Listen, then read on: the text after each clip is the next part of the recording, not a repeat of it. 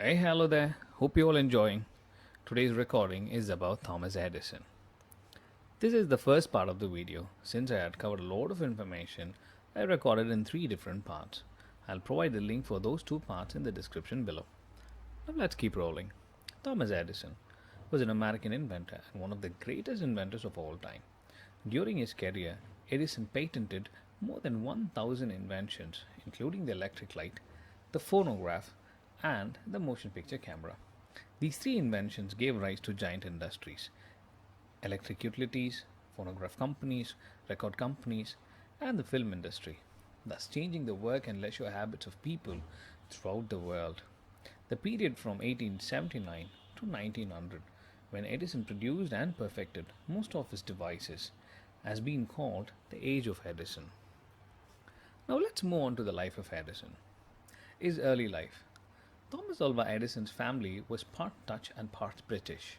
During the American Revolution, they fled to Canada with more than 30,000 others when the war ended. In 1837, Edison's fathers became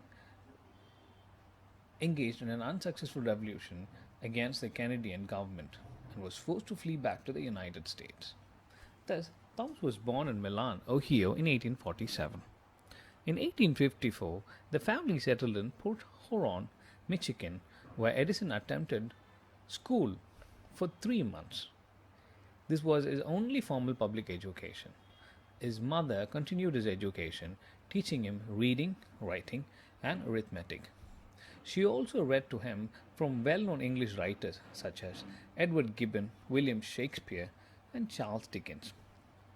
At the age of 12, Edison earned a job selling newspapers, vegetables, and candies on the Detroit and Port Huron branch of the Grand Trunk Railroad. Around this time, his hearing began to decline, possibly due to a childhood attack of scarlet fever.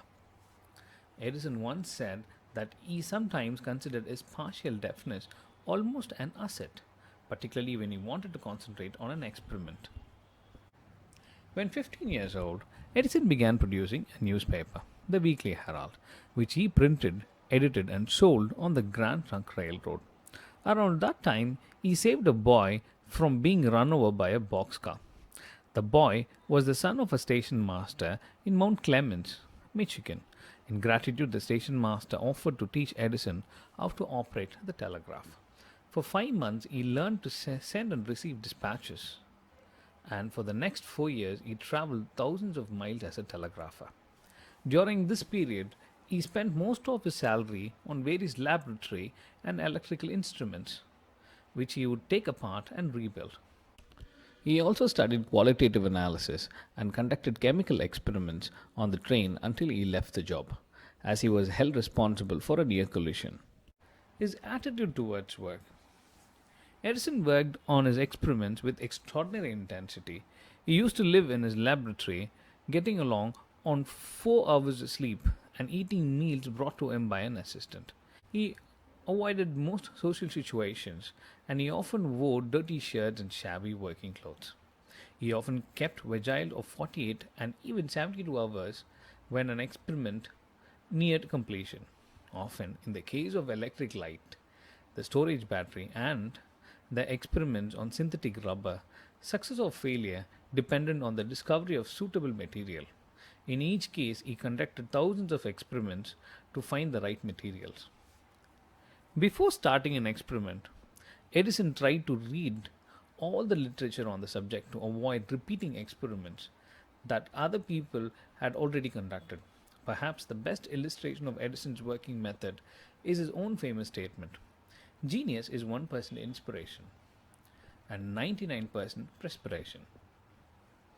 His early inventions.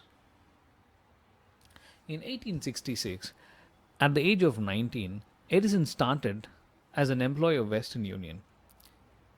He requested the night shift, which allowed him plenty of time to spend at his two favorite pastimes, reading and experimenting. One night in 1867, he was working with a lead acid battery. Suddenly, he spilled sulfuric acid onto the floor, and it ran between the floorboards and onto his boss's desk below. The next morning, Edison was fired. In 1868, at the age of 21, he developed a telegraphic vote recording machine, the first of his inventions to be patented. The next year, Edison invented an improved version of the stock ticker, which printed stock market quotations and gold prices on a paper tape. Unlike older stock tickers, Edison's was fully automatic, and it did away with the need for a special attendant to operate each machine.